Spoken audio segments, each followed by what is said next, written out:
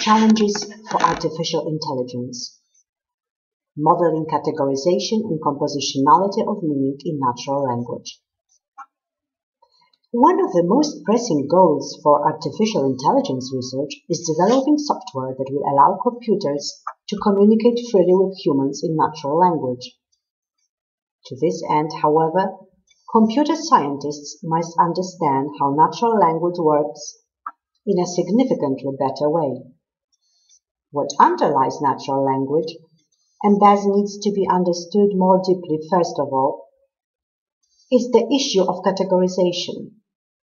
Categorization lies at the heart of using natural language because whenever we use language, we categorize. For instance, every time we use the word droplet, we attest that a specific object we are talking about belongs to the category droplet. Yet, we do not know how to model categorization well enough. In this video, I propose a novel solution to that very old problem.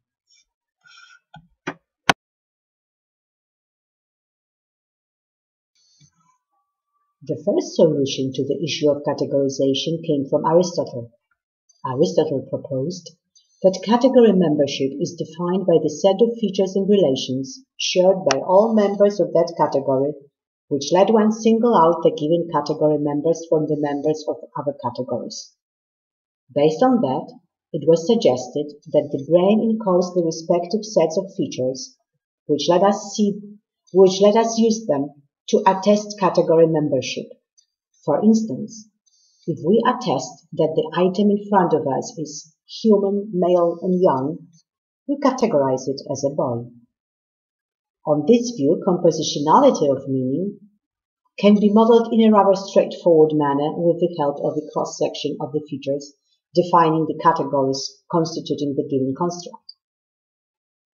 For instance, to categorize something as a red fish, thus to account for the compositionality of the meaning of red and fish, we notice that a red fish shares the features and relations constituting the cross-sections of the features and relations of red things and of fish. That is, things which characterize both red items and fish. Is Aristotle's proposition a good definition of a natural language category, and does it model linguistic compositionality well? Is this a good model of the process the brain categorizes the world around us? Well, it is okay for many purposes. After all, this is how we create useful dictionary definitions. But is it good enough?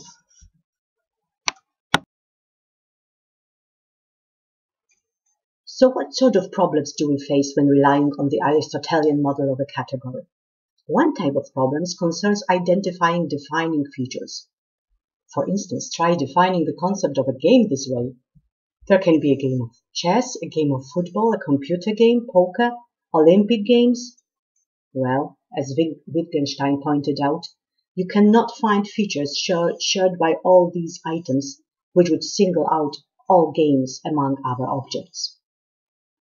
Another type of problems concerns defining gradable features. For example, how big are big things? To get the point, compare the size of a big star to that of the big virus.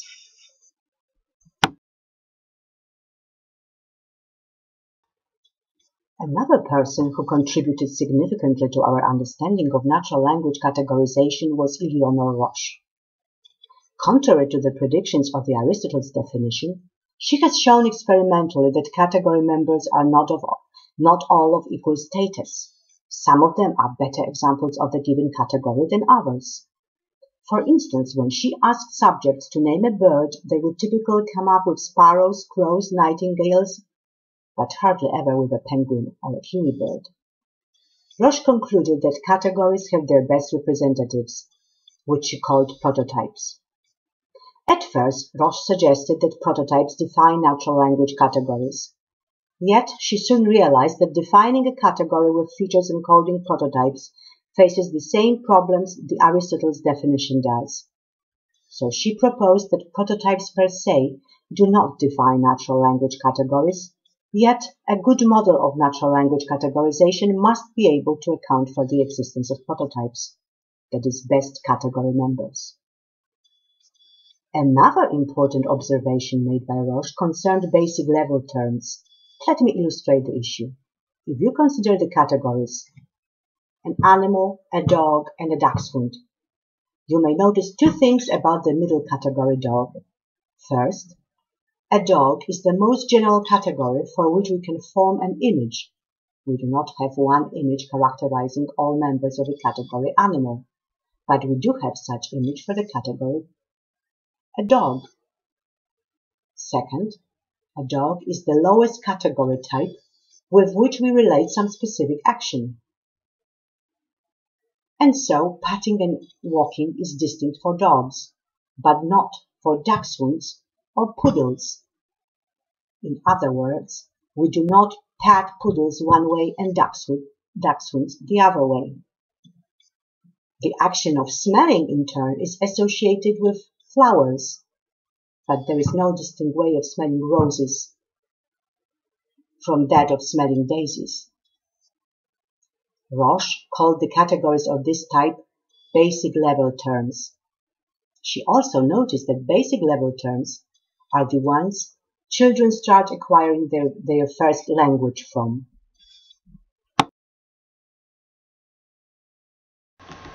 A groundbreaking solution to the problems just mentioned came from Lotfi Zadeh, who introduced the concept of fuzzy sets.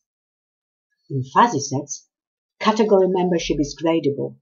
Some members fit the category well, others not so well.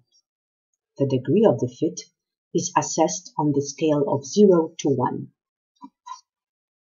Fuzzy sets model well categorization in numerous technological settings.